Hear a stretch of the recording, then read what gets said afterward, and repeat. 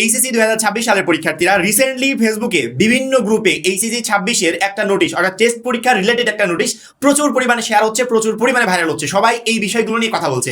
যদিও এই related information আমরা আরো 1 মাস আগে থেকে শিক্ষার্থীদেরকে দিয়ে আসছিলাম। শিক্ষার্থীরা বারবার করে বলছিল, ভাইয়া বোর্ড তো এই বিষয়ে কোনো নির্দেশনা দেয় নাই, বোর্ড তো কোনো নোটিশ পাবলিশ করে নাই, তাহলে আপনি এই কথাগুলো কিভাবে বলছেন? তো আমি আসলে বিভিন্ন শিক্ষা বোর্ডের যারা কর্মকর্তারা ছিল তাদের থেকে ইনফরমেশনগুলো পাওয়া যে এই বছরে টেস্ট পরীক্ষায় ফেল করলে সে ফাইনালে কোনোভাবে অংশগ্রহণ করতে পারবে না। অন্যান্য বছরের নিয়ম আলাদা, এই বছরের নিয়ম আলাদা। এই বছর পরীক্ষার সিস্টেম, পরীক্ষার পদ্ধতি, খাতা দেখার সিস্টেম, রেজাল্ট তৈরি, এভরিথিং টোটালি চেঞ্জ। এই বছরের সাথে তুমি কোনো বছরই মেলাতে পারবে না। সেক্ষেত্রে এই বছরে সেই অফিসিয়ালি নোটিশ প্রকাশ না পেলেও শিক্ষার্থীদের আমি আরো 2 মাস আগে থেকে সাবধান করে আসছিলাম বা 1 মাস আগে থেকে সাবধান করে আসছিলাম। এখন আমার কথাই তখন কতটুকু তোমরা সতর্ক হতে পেরেছো আমি জানি না, তবে এখন যখন প্রত্যেকটা কলেজ কর্তৃপক্ষ নোটিশ পাবলিশ করে বারবার করে টেস্ট পরীক্ষার আগে জানিয়ে দিচ্ছে, এখন আশা করি প্রত্যেকটা শিক্ষার্থী সতর্ক হবে।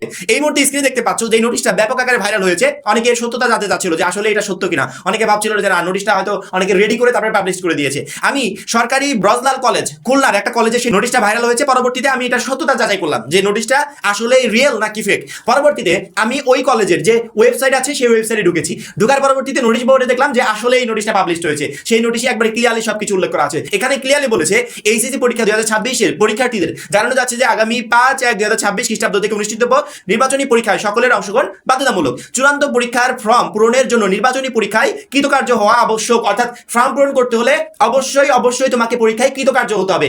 ফেল করা শিক্ষার্থী বা অকৃতকার্য কোনো শিক্ষার্থী পরীক্ষার ফর্ম ফিল আপ করতে পারবে না। আর যদি ফর্ম ফিল আপ না করতে পারে সে কখনো ফাইনাল পরীক্ষা অংশগ্রহণ করতে পারবে না। প্রত্যেকটা কলেজ কর্তৃপক্ষ পরীক্ষা শুরু হওয়ার আগে শিক্ষার্থীদের এই বিষয়ে অ্যালার্ট করে দিচ্ছে, জানিয়ে দিচ্ছে যে তুমি যদি পরীক্ষায় কৃতকার্য না হতে পারো তোমাকে আমরা ফাইনাল পরীক্ষা অংশগ্রহণ করতে দিব না। ফাইনাল পরীক্ষা তো দূরের কথা, ফর্ম ফিল আপই করতে দিব না।